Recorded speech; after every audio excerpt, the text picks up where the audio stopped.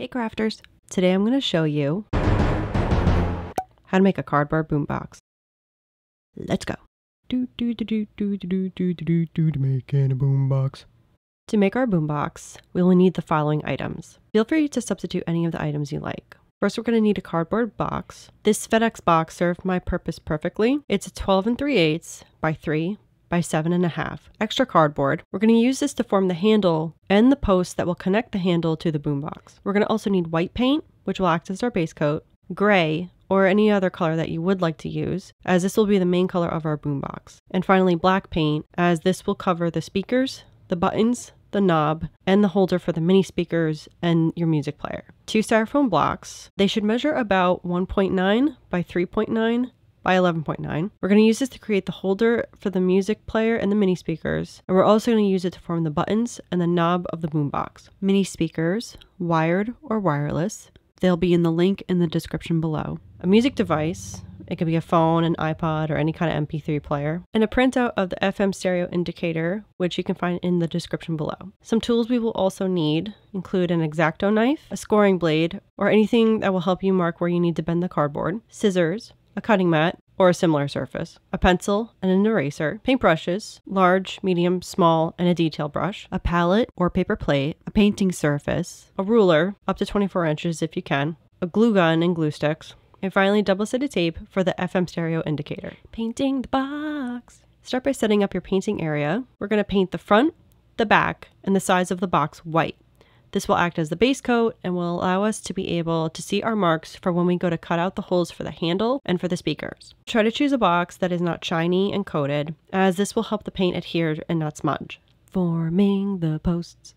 Using our extra cardboard, we will form the posts that will attach the handle to the boombox. Start by figuring out the thickness you would like the posts to be. I decided to make them 1 inch thick on all sides, plus a 1/4 inch tab for gluing, making it a total of 4 1/4 inches wide. For the length, I decided that the distance between the handle and the box would be 2.5 inches long. To attach the post to the handle and the box, we will add tabs. I decided to add a 1 inch tab to each end, bringing the total length to 4.5 inches.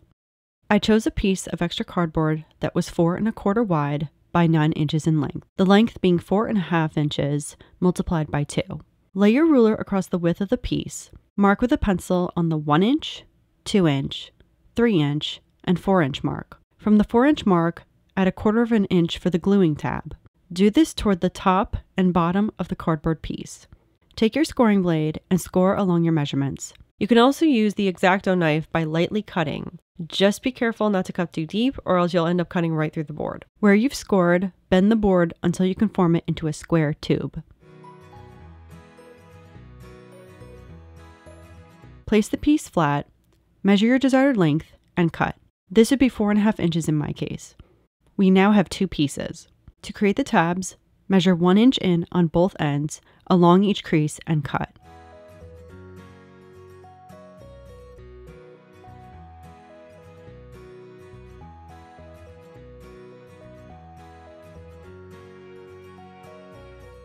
When formed into the post, there should be 4 1 inch tabs that fan out. The 5th tab, that is 1/4 inch thick, can be removed. Repeat for the second post. Now that our posts are formed, we can put them aside for now. Forming the handle. From your extra cardboard, find a piece that is about the same length as your box. In my case, it was around 17.5 inches long. We will shorten the length in a moment. I decided to make the handle 1.5 inches thick on all sides, adding on around 1/4 inch to a 1/2 inch for gluing, making the total width 6.5 inches. Score your measurements with the scoring blade or lightly with the X-Acto knife and bend to form the handle.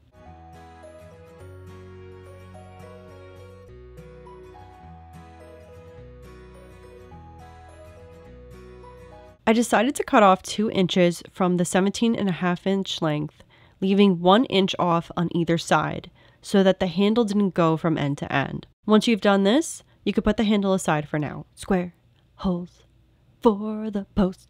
With your 2 posts, eyeball where you would like them to be placed. For this project, I positioned mine about 3 inches from either side of the box. Turn the box on its thinnest side. This is where our handle will go. Starting at the end, measure 3 inches in down the length of the box and mark it with your pencil. Next, line your ruler up along the width of the box with the mark you just made. Find the center point and mark. This is our center point and will be our guide for forming the square for where our posts will go. For this project, half of 3 inches would be 1.5 inches. Since our posts measure 1 inch in thickness all around, we're going to create a 1-inch square that we will then cut with our X-Acto knife. From the center point we just created, we're going to draw the first side of the square with our ruler. Since half of 1 inch is a half of an inch, we're going to place the half-inch point on our center point, and we're going to draw 1 inch. From the line we just drew, we will now measure out 1 inch from the top, bottom, and center points.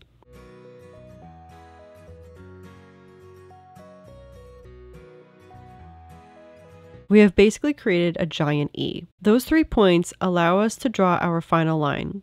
We have now created our 1-inch square for our post. You will then do the same thing to the other side. Once you've drawn your squares and they look good to go, take your X-Acto knife and cut them out. Take your posts and place them through each hole. It's going to be a tight fit, so you may need to be a bit aggressive getting them through. Once they're through, they will be easy to place in again once we are ready to form the handle. Painting the handle and the posts. Now that we've formed our handle and our posts, we're going to paint them white.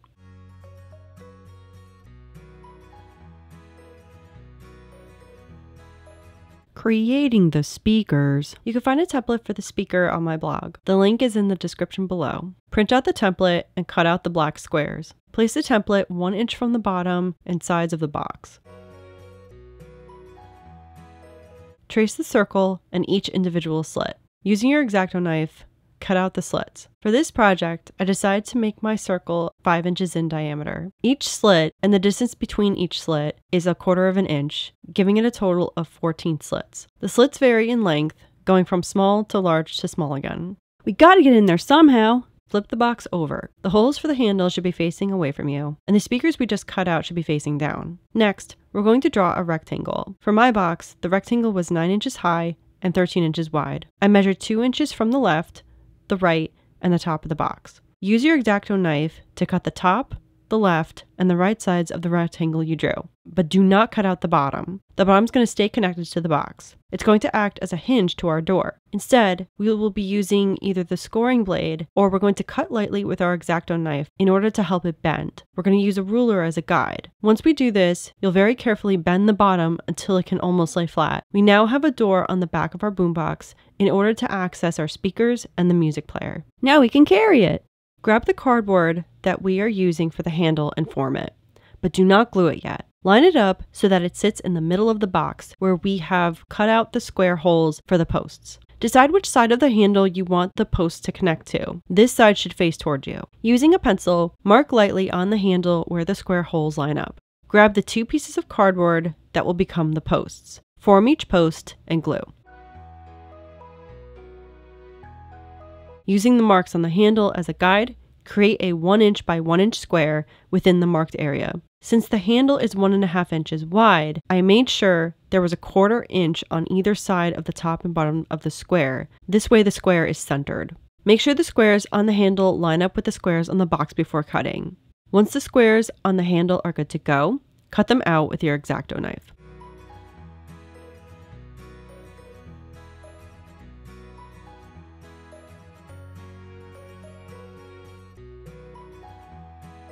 Take one of the posts and place it through the newly cut out square.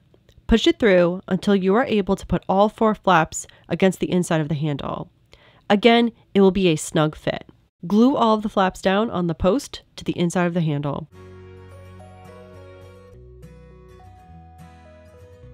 Attaching the post to the box. Taking the other ends of the posts, place them through the square openings in the box until the flaps are inside. Glue the handle shut. Lay the box down and open the opening in the back of the box. Take your glue gun and glue down all of the flaps on the 2 posts. Finishing off the handle. The side of the handle has 2 openings at each end. Take your ruler and measure the size of one of the openings. Take some extra cardboard and create a square from your measurements. Cut it out with an X-Acto knife or scissors. Place the square over the opening. Adjust the square size and shape with a pencil and scissors until it's flush with the edges of the handle. Once the square is just right, glue on with your hot glue gun. Do the same with the other side of the handle. Creating the foam speaker and music player holder. Take the 2 pieces of foam block and measure them to the length of the box. Cut the second block to fit. Lay the 2 pieces of foam down lengthwise on its widest side. Place the mini speakers on top of the foam and center them over the cardboard speaker openings. With a pencil, trace around the mini speakers. Take your music player and place it in the center, out of the way of the cardboard speaker openings. Mark on either side at the top with a pencil. Turn the foam upright so that it's standing on its thinnest side. Take the music player and stand it upright. Center it and make sure it's between the 2 marks you created. Trace around the music player, and this will end up being its cradle. Use your X-Acto knife to cut out the cradles for the speakers and the music player. Take your time forming the cradles, as you can always take more off if it's too tight.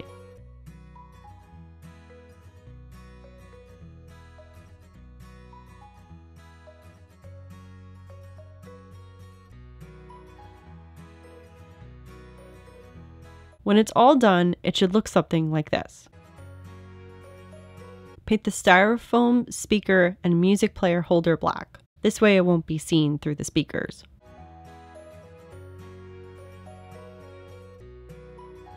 Placing the styrofoam speaker holder.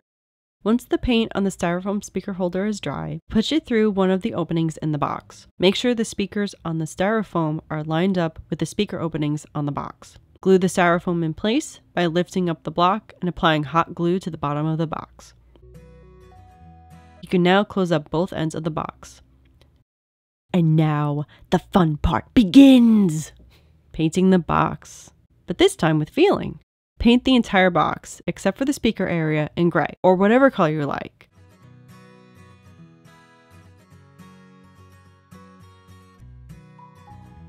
You will need to give it at least 2 coats of paint, depending on the color that you choose.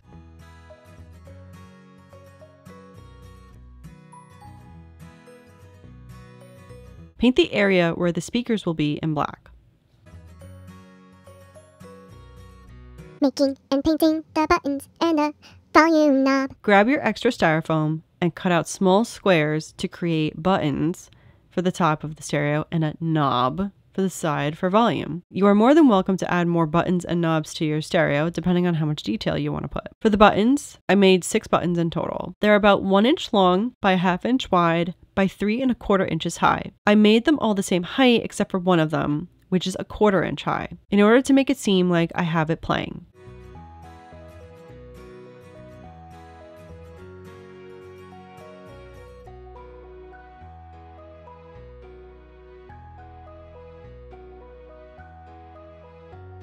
For the knob, I drew a circle on the styrofoam that was 2 inches in diameter.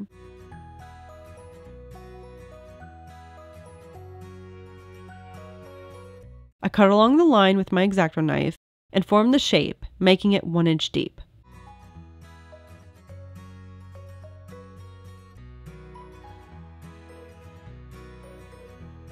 Once you have your button and knob formed, grab some black paint and paint the knob and the buttons. I made sure to remove any excess or loose styrofoam before painting. Just make sure to dab within the crevices and cover all of the white. You may need to give it multiple coats. FM stereo indicator. Print out a high-res image of a FM stereo indicator on high-quality paper like cardstock or similar. The one that I use in this video can be found in the description below. Once you have the FM stereo indicator printed, cut it out with an X-Acto knife or your scissors. The length should be around 2 to 3 inches shorter than the box, whatever looks best. Depending on what kind of printer you have available, you may need to print on multiple sheets and glue it together. Turn it over and place the double-sided tape along the edge. Lay down the box, speakers up, and adhere the FM stereo indicator to the box. Place it in the center, about 1 inch or 2 away from the top. Glue. Taking your hot glue gun, glue the large knob to the side of the boombox. This will act as a volume knob.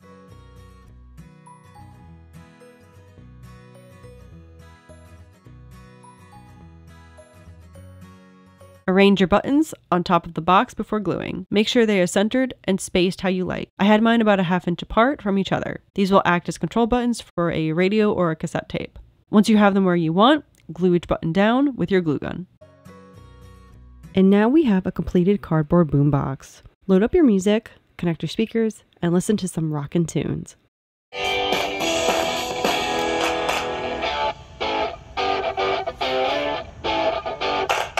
Now go show it off to your family, your friends, your coworkers.